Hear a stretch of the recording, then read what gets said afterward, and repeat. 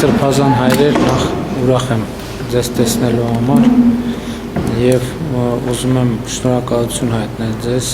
ձեր սկզբունքային դիրքորոշման համար, որ դուք այսօր արտահայտել եք հրապարակային կերպով եւ գիտեք, ես կարծում եմ, որ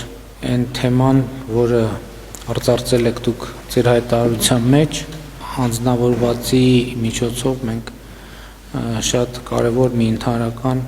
որակարգի հետ ենք առնչվում։ Ես շատ երկար մտածել եմ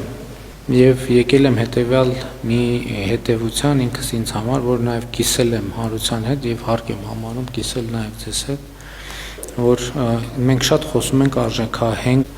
հանրություն, արժեքահենք պետություն, արժեքահենք հասարակություն ունենալու մասին։ Եվ դա մեր նպատակը եւ խնդիրն է եւ որտեվ այնուամենայնիվ ցանկացած պետություն ինքը հենված է բացի զուտ իրավական տրամաբանությունից, այդ իրավական տրամաբանությունն էլ հենված է որոշակի արժեքային համակարգի վրա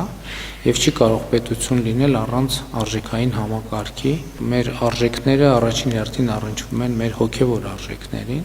եւ իրականության մեջ ինչպիսի դեր ունեն մեզ համար հոգեվոր արժեքները, դրանք մեծապես կանխորոշում են նաեւ պետության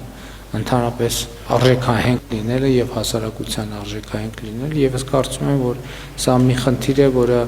որի հետ առնչվել է եւ որի վերաբերյալ դիրքորոշումներ արտահայտելը մեր պետության հետագա զարգացման եւ ճակատագրի համար ունի շատ կարեւոր առնչություն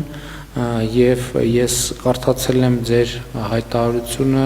հենց այդ դիտանկյունից, որ ես ամենայն դեպս տեսել եմ արտահայտությունը նույն կարգի մտահոգության, ուստի ես հարկ համարեցի հրավիրել ձեզ հանդիպման եւ զրույցի եւ ուզում եմ շնորհակալություն հայտնել ձեզ, որ ընդունել եք հրավերը եւ պատրաստ եք